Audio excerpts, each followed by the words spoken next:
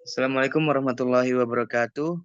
Kami dari kelompok 2 mata kuliah Ekonomi Kependudukan dan SDM. Kami ingin menjelaskan hubungan mengenai penduduk dan lingkungan. Next.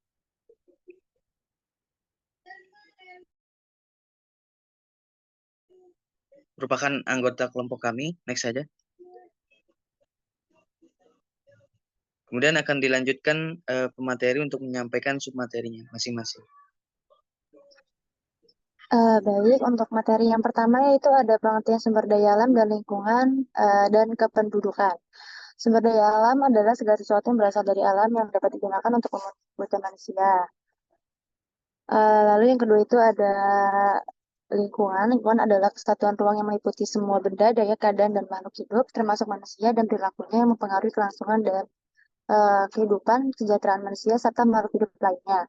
Lalu selanjutnya itu ada pengertian dari kependudukan, yang dimana kependudukan adalah jumlah pendudukan tinggi di suatu wilayah pada waktu tertentu. Kependudukan dapat dikaji dari berbagai aspek seperti jumlah, distribusi pertumbuhan, struktur, dan kualitas.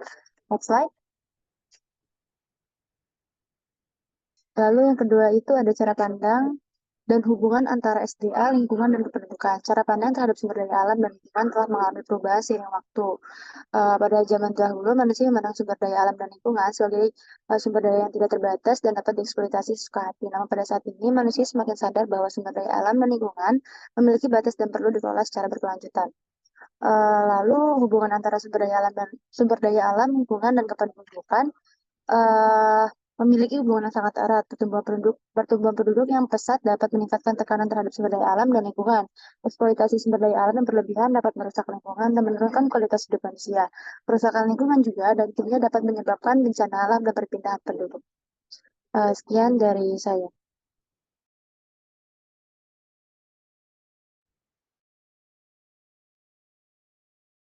Oke, selanjutnya itu ada implikasi pertumbuhan penduduk terhadap sumber daya alam dan lingkungan. Di sini kita ngambil 3 implikasi. Yang pertama itu ada dampak pertumbuhan penduduk terhadap air bersih. Dengan peningkatan jumlah penduduk menyebabkan peningkatan kebutuhan air meskipun 2/3 dari permukaan bumi berupa air, namun tidak semua jenis air dapat digunakan secara langsung. Nah, yang kedua itu ada dampak pertumbuhan penduduk terhadap ketersediaan udara air bersih, yang dimana karbon dioksida adalah gas rumah kaca yang terpenting penyebab pemanasan global yang sedang ditimbun di atmosfer karena kegiatan manusia. Yang ketiga itu ada dampak pertumbuhan penduduk terhadap lahan pertanian, yang dimana peningkatan jumlah penduduk akan menyebabkan kebutuhan akan pemukiman dan sarana prasarana umum semakin meningkat pula. Dan hal ini akan berimbas pada kecenderungan konversi lahan pertanian menjadi lahan non pertanian mengalami percepatan. Nah, upaya mengatasi dampak negatif pertumbuhan penduduk dapat dilakukan dengan pembangunan berkelanjutan. Mungkin sekian dari saya. Untuk selanjutnya itu ada keterkaitan penduduk dan lingkungan, di mana hubungan atau juga interaksi antara parameter kependudukan dan parameter lingkungan hidup sebenarnya adalah suatu hal yang berbeda namun saling berkaitan satu sama lainnya, di mana penduduk memerlukan lingkungan atau alam untuk hidup dan juga untuk memenuhi kebutuhannya, sedangkan lingkungan hidup memerlukan penduduk untuk dapat mengelolanya. Ada juga kecenderungan di antara keduanya, yang di mana penduduk dan kependudukan memiliki kecenderungan untuk selalu bertambah setiap saat. Hal ini dapat disebabkan oleh tingkat kelahiran yang terus meningkat dan tidak stabil, sedangkan lingkungan dan alam sendiri cenderung tetap bahkan berkurang. Hal ini dikarenakan meningkatnya kebutuhan atau keperluan dari penduduk yang disebabkan meningkatnya populasi itu sendiri. Nah, selanjutnya ada dampak lingkungan terhadap kualitas penduduk. Yang pertama itu lingkungan perkotaan dan kesejahteraan psikologis. Yang kedua, ruang hijau dan kesejahteraan psikologis. Dan kesenjangan ekonomi dan kualitas lingkungan, di mana dari dampak keseluruhan, penguatan regulasi lingkungan hidup dapat meningkatkan kesehatan masyarakat secara signifikan. Peraturan lingkungan hidup pada dasarnya meningkatkan tingkat kesehatan penduduk dengan mendorong inovasi dan mengurangi polusi, namun sampai batas tertentu akan menurunkan kesehatan penduduk melalui penurunan pendapatan penduduk, dan dampak peningkatan peraturan lingkungan hidup terhadap kesehatan penduduk sangat signifikan pada kelompok dengan latar pendidikan dan wilayah yang berbeda, namun dampaknya lebih besar pada masyarakat dengan kualifikasi pendidikan lebih tinggi, tinggal di daerah perkotaan, dan wilayah dengan perkembangan ekonomi lebih tinggi. Sekian dari saya. Selanjutnya itu ada teori hubungan penduduk dan lingkungan. Yang pertama ada kelompok skeptis, ada Thomas Robert Malthus, di mana mencetuskan teori Malthusian bahwa terjadi ketimpangan antara pertumbuhan penduduk dengan pertumbuhan produksi makanan.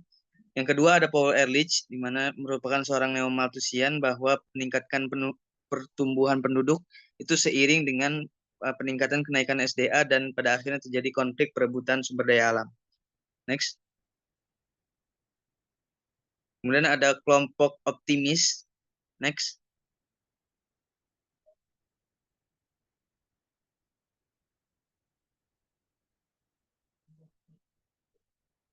Kelompok optimis.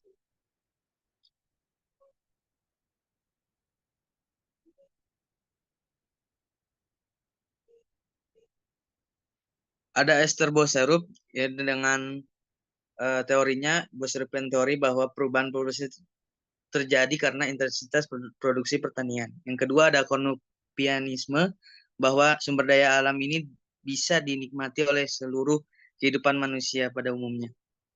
Next saja. Kemudian ada studi kasus yang kami temukan di Indonesia, ada kebakaran hutan, lumpur lapindo, polusi udara, dan pembuangan sampah plastik di daratan dan sungai. Next saja.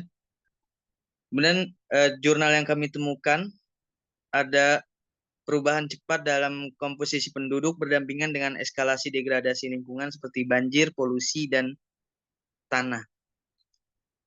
Next.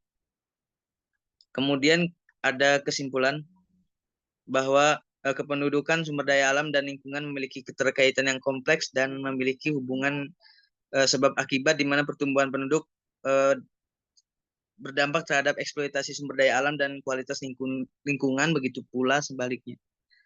Mungkin itu yang dapat kelompok kami sampaikan, kurang lebihnya mohon maaf. Wassalamualaikum warahmatullahi wabarakatuh.